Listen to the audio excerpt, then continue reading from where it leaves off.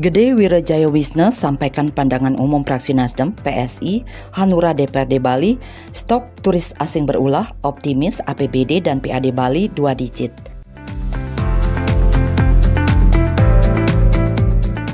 Gede Wirejayawisna, anggota DPRD Provinsi Bali dari Partai Hanura, menyampaikan pandangan umum fraksi Nasdem, PSI, Hanura DPRD Bali terhadap rancangan peraturan daerah tentang perubahan APBD semesta berencana Provinsi Bali tahun anggaran 2024 dalam sidang paripurna Senin 19 Agustus 2024. Di hadapan PJ Gubernur Bali Sang Made Mahendra Jaya, Gede Wirejayawisna menyoroti tantangan besar yang dihadapi Pulau Dewata.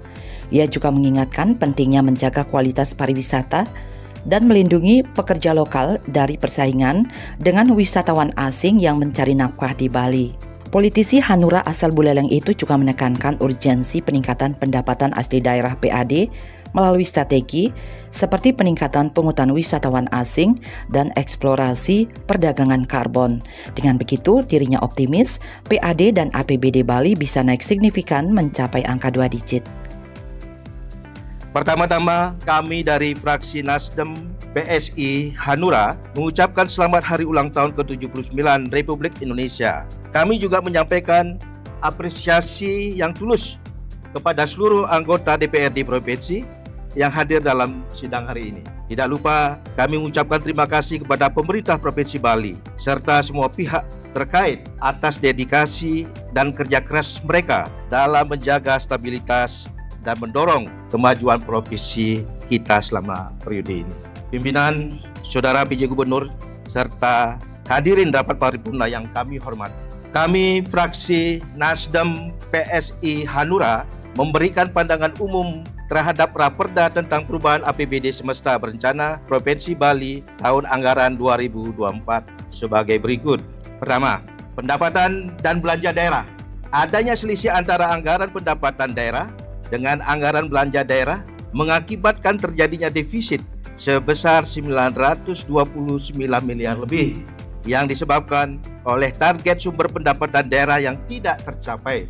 Oleh karenanya, kami fraksi Nasdem PSI Hanura menyarankan kepada Saudara PJ Gubernur agar pengelolaan kekayaan daerah, perusahaan perseroan daerah, pemanfaatan barang milik daerah, dan kerjasama pemanfaatan lahan milik pemerintah daerah, serta retribusi daerah dianalisis, dievaluasi untuk ditemukan permasalahannya, sehingga dapat ditingkatkan pencapaiannya di masa datang. Demikian pula perlunya efisiensi dan optimalisasi peran setiap organisasi perangkat daerah OPD, terutama yang bertalian dengan pelayanan dasar masyarakat dan simpul-simpul pendapatan daerah. Kedua, tingginya anggaran belanja operasional direncanakan sebesar 4,7 triliun lebih jika dibandingkan dengan anggaran belanja modal direncanakan sebesar 790 miliar, sehingga program-program kerakyatan dan stimulus investasi untuk meningkatkan pendapatan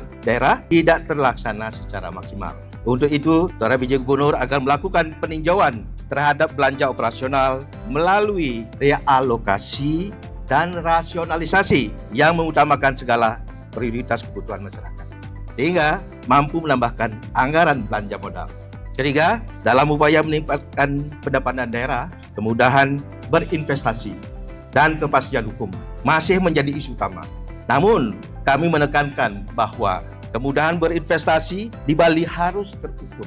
Artinya, jangan sampai kemudahan berinvestasi kemudian melanggar aturan yang ditetapkan pemerintah dalam upaya pelindungan terhadap lingkungan, adat, budaya, dan tradisi di Bali. Sistem pengawasan terhadap implementasi regulasi, termasuk penerapan sanksi, harus berjalan linear dan menjadi suatu kesatuan pola yang dilaksanakan secara disiplin, tegas, dan berkelanjutan. Keempat, seiring dengan bertumbuhnya ekonomi dan kemudahan berinvestasi yang telah menjadi komitmen pemerintah Provinsi Bali, maka kami meyakini berbagai peluang ekonomi akan melahirkan peluang pendapatan daerah baru bagi pemerintah. Hal ini perlu mendapatkan perhatian khusus, bahkan pembentukan tim khusus yang melibatkan berbagai pihak termasuk akademisi atau tim ahli yang memiliki keahlian dalam bidang identifikasi peluang sumber-sumber pendapatan daerah. Meningkatkan langkah-langkah pariwisata yang berkelanjutan di Bali memerlukan pendekatan multifaset untuk menciptakan modal pariwisata yang lebih berkelanjutan dan inklusif agar meningkatkan pendapatan daerah. Tantangan utamanya adalah menemukan keseimbangan antara memfasilitasi pertumbuhan ekonomi dan melestarikan atribut budaya dan lingkungan Bali yang unik. Untuk itu, kami fraksi Nasdem PSI Hanura menyarankan kepada saudara PJ Gubernur hal-hal seperti berikut. Pertama, regulasi dan kebijakan pemerintah harus diperkuat untuk meningkatkan keberlanjutan proyek-proyek pembangunan terkait pariwisata. Ini dapat meliputi penerapan tindakan yang ketat untuk melindungi lahan pertanian, mempromosikan pengelolaan sampah yang berkelanjutan, dan memberikan edukasi kepada bisnis dan wisatawan mengenai praktik ramah lingkungan. Kedua, mendorong investasi pada infrastruktur publik yang memberikan manfaat langsung bagi penduduk lokal. Ini termasuk meningkatkan kualitas layanan dan fasilitas publik yang esensial seperti layanan kesehatan, pendidikan, dan transportasi pedesaan yang pada gilirannya akan meningkatkan kualitas hidup penduduk di pulau tersebut. Ketiga, memfasilitasi kerjasama antara komunitas lokal, bisnis, dan wisatawan dapat mendukung pengembangan inisiatif pariwisata yang berkelanjutan. Misalkan, perusahaan yang dimiliki oleh masyarakat atau koperasi dapat didirikan yang menawarkan pengalaman budaya otentik sambil juga memastikan bahwa hasil dari pariwisata memberikan manfaat bagi penduduk lokal. Keempat, mengutamakan wisatawan berkualitas dengan mengukur long stay, spending money, dan mengawasi wisatawan yang bekerja di Bali yang justru menjadi pesaing tenaga lokal dan menambah beban daya dukung Pulau Bali. Dalam konteks ini, belakangan ini memang kita lihat ceruk daripada tenaga kerja di Bali, khususnya di bidang tourism, sudah diambil oleh turis ya, wisatawan asing. Ini perlu dicermati bagaimana regulasi pengawasan yang dilakukan, sehingga kesannya bahwa kita memperoleh benefit dari dunia pariwisata, tapi itu lebih dinikmati oleh wisatawan asing. Jadi kita sebagai penyelenggara pariwisata, jadi wisatawan itu dari mereka, oleh mereka, dan mereka nikmati. Jadi porsi daripada orang-orang Bali, pengusaha UKM Bali ini sudah tergerus. Dan ini jadi atensi kita bersama, bagaimana pengawasan, regulasi yang, policy yang harus diambil sehingga ini betul-betul kita, pariwisata Bali, dari kita, oleh kita, untuk kita semua, masyarakat Bali. Lanjut, kelima, untuk mengatasi kesembrautan dan kemacetan beberapa titik di Bali dengan membatasi lalu lintas kendaraan dari luar Bali, dengan memaksimalkan angkutan yang ada di Bali, sehingga dengan demikian diharapkan tidak saja mengurangi macetan dan kesembrautan terhadap luas jalan di Bali, tapi juga membuka lapangan pekerjaan masyarakat Bali. Jadi ini tentu kalau kita berbicara APBD PAD, ini bukan barang ringan ya, barang enteng, bahwa puluhan miliar sudah kita kehilangan pendapatan. Pendapatan konvensional melalui pajak kendaraan bermotor dan biaya balik kendaraan bermotor, kemudian banyaknya berseliweran mobil-mobil atau motor dari plat luar daerah yang tidak memberikan kontribusi terhadap daerah karena pajaknya kembali kepada dilarikan semacam capital flight. Ini juga menjadi atensi kita. Karena kalau kita bisa memaksimalkan pengawasan, saya kira puluhan miliar kita masih bisa terjadi. Bukan hanya penggalian dari PAD, tapi kita memperketat kebocoran, terutama corporate ya, mobil-mobil yang berseliweran yang milik perusahaan-perusahaan multinasional yang berseliweran di sini. Harapannya ada regulasi yang mengatur bahwa mobil-mobil tersebut, angkutan tersebut untuk keperluan kantor sudah didaftarkan sesuai regulasi yang berlaku. Keenam, pelaksanaan Undang-Undang Nomor 15 Tahun 2023 Pasal 8 yang mengatur pungutan terhadap wisatawan asing perlu dioptimalkan agar kontribusinya dalam meningkatkan pendapatan daerah semakin signifikan. Kami juga mendorong agar segera dilakukan kajian mendalam terkait besaran nilai pungutan tersebut yang menurut kami masih terlalu rendah dibandingkan dengan luasnya cakupan perlindungan kebudayaan lingkungan alam Bali yang terpengaruh secara langsung oleh pesatnya pertumbuhan industri pariwisata di Bali. Izin dalam konteks ini, setelah diberlakunya Undang-Undang Provinsi Bali Nomor 15 Tahun 2023 dan implementasinya dilaksanakan mulai Februari tentu ada sumber pendapatan baru yang sebelumnya tidak ada.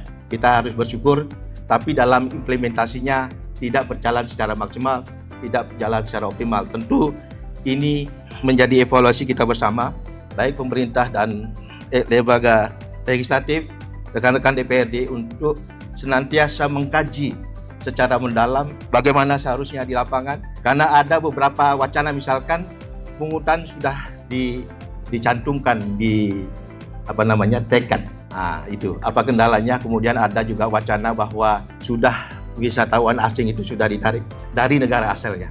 Kemudian yang lewat darat, pintu-pintu masuk Bali, ada pelabuhan Gilimanuk, ada pelabuhan Padang Bayi dan Benoa. Ini juga perlu kiranya kita melakukan pengawasan, mengecek wisatawan asing, khususnya perlu digitalisasi sehingga mulai sedini mungkin kita mengetahui wisatawan asing dari mana negara berasal dan harusnya harus patut dipungut. Dan saudara-saudara hadirin sekalian yang saya hormati, kalau asumsi kita per tahun kunjungan wisatawan 7 juta per tahun sebelum COVID, 7 juta, 5 juta sampai 7 juta kunjungan wisatawan asing, dikalikan 150.000, artinya kita sudah menembus angka di 750 miliar sampai dengan 1 triliun. Ini luar biasa. Sekarang APBD PAD kita masih di 7 triliun. Dapat kita bayangkan kalau ini berjalan dengan baik, ini kita tembus 2 digit APBD PAD kita minimal 10 triliun. Ya, ini tinggal pengawasan, evaluasi. Kita selalu berdiskusi, diskursus baik dengan pemerintahan dengan kita di DPRD. Kemudian ada di Perda bahwa bisa dirubah selama kurun waktu minimal 3 tahun ya. Barangkali besarannya yang bisa dirubah menjadi 2 kalinya 300.000. Kalau 300.000 kali 7 juta itu sudah 2 triliun. Mimpi kita untuk memperoleh APBD PAD Bali 2 digit bisa tercapai. Ketujuh, Provinsi Bali memiliki potensi besar di dalam perdagangan karbon yang dapat menjadi peluang signifikan untuk meningkatkan pendapatan daerah. Dengan mengoptimalkan luas hutan yang ada, baik hutan mangrove maupun hutan konvensional, Bali memiliki sumber daya yang cukup untuk mendukung inisiatif ini. Kami, fraksi Nasdem, PSI, Hanura, percaya bahwa pemerintah Provinsi Bali mampu memanfaatkan peluang ini dengan bijaksana sehingga menjadikannya sebagai sumber pendapatan baru yang berkelanjutan. Kami sempat berdiskusi bahwa dari sektoral perdagangan karbon ini, di mana kita mempunyai hutan lindung dan mangrove, ini pertumbuhan karbon dengan daerah industri yang mengeluarkan karbon, memproduksi karbon, ini bisa 1T. Nah, ini sumber-sumber pendapatan baru inilah yang jadi harapan kita, mimpi kita untuk kita meningkatkan ruang fiskal yang ada di Bali sehingga kita mempunyai anggaran untuk pembangunan Bali yang kita cintai. Saudara PJ Gubernur serta rapat paripurna Dewan yang kami hormati, pada akhir periode ini izinkan kami menyampaikan ucapan selamat kepada anggota DPRD baru yang terpilih. Semoga mereka dapat menjalankan amanah rakyat dengan penuh tanggung jawab. Bagi anggota yang tidak terpilih kembali, kami yakin bahwa mereka akan terus memberikan kontribusi bagi Bali melalui berbagai jalur lain. Tidak lupa kami juga mendoakan agar Bapak PJ Gubernur mendapat kesempatan untuk menjadi pimpinan KPK dengan penuh integritas. Aplaus dulu buat beliau. Semoga asunggare Bapak PJ. Demikian pandangan umum fraksi Nasdem PSI Hanura kami sampaikan, dan semoga bisa ditindaklanjuti dengan baik, cermat, serta terwujud sesuai cita-cita kita bersama. Sekian dan terima kasih. Salam hati nurani untuk kita semua. Merdeka! Om Santi Santi Santi Om. Fraksi Gabungan Nasdem PSI Hanura, DPRD Provinsi Bali. Ketua Iwayan Kari Subali. Pembaca saya sendiri, Gede Wirajaya Wisna. Terima kasih.